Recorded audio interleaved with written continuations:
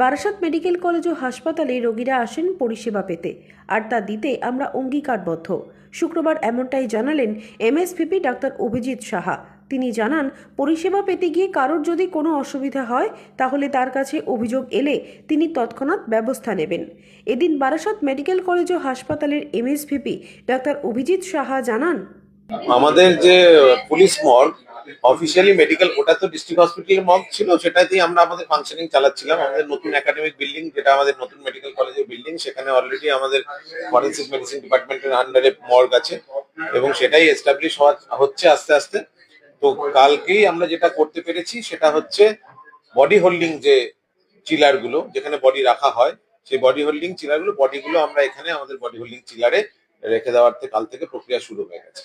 কিন্তু মর্গের যে ব্যবচ্ছেদ বা যে প্রক্রিয়াগুলো, যেটা যেটা আছে, সেটা পোস্টমর্টেম প্রসিডিওরটা এখনো ওই বিল্ডিং পুরনো বিয়েতেই হবে। সেটাও আমরা খুব শীঘ্রই এই নতুন বিল্ডিং এ নিয়ে চলে আসবো। আমরা বরাবরই এখানে হাসপাতালে মানুষের পরিষেবা দেওয়ার জন্যই আমরা এখানে আছি এবং এই হাসপাতাল ডিস্ট্রিক্ট হাসপাতাল থেকে Barasat government medical college and হাসপাতাল হয়েছে মাননীয় মুখ্যমন্ত্রী এবং আমাদের মাননীয় এমপি কাকলি ঘোষ দস্তিদার মহাশয় ম্যাডামের অনুপ্রেরণা এবং সহযোগিতায়। তার ফলে এখানে আমরা সবসময় যে মানুষজন এখানে চিকিৎসার জন্য আসছে তাদেরকে একেবারে সম্পূর্ণ বিনামূল্যে চিকিৎসা পরিষেবা দেওয়ার জন্য অঙ্গীকারবদ্ধ।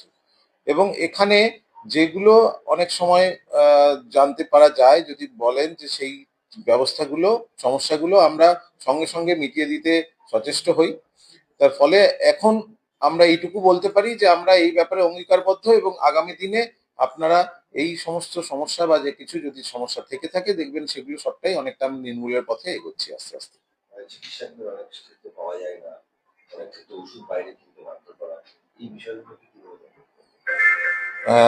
এই ব্যাপারগুলো একেবারেই কাম্য নয় এবং এইটা যে কোনো সরকারি হাসপাতালে যখন সমস্ত ওষুধ অ্যাভেলেবেল আছে সিএমএস এর থ্রু দিয়ে, সেন্ট্রাল মেডিকেল স্টোরের থ্রু দিয়ে, এবং সেটা খুব সামান্য ওষুধ নয়, সাধারণ ওষুধ শুধু নয়, সমস্ত ধরনের রোগের যে সর্বোচ্চ ওষুধ সেটাও এখানে পাওয়া যায়, সর্বোচ্চ অ্যান্টিবায়োটিক, সেগুলো সবই অ্যাভেলেবেল আছে এবং সেগুলো সবই মানুষের বিনা মূল্যে পাওয়ার কথা। এছাড়াও স্বাস্থ্য ব্যবস্থায় একটা পিপিপি মডেলে ফেয়ার প্রাইস মেডিকেল শপ এখানে আছে, যেখানে অনেকটা ডিসকাউন্ট হারে অনেকটা কম মূল্যে, স্বল্প মূল্যে মানুষ ওষুধ পায়।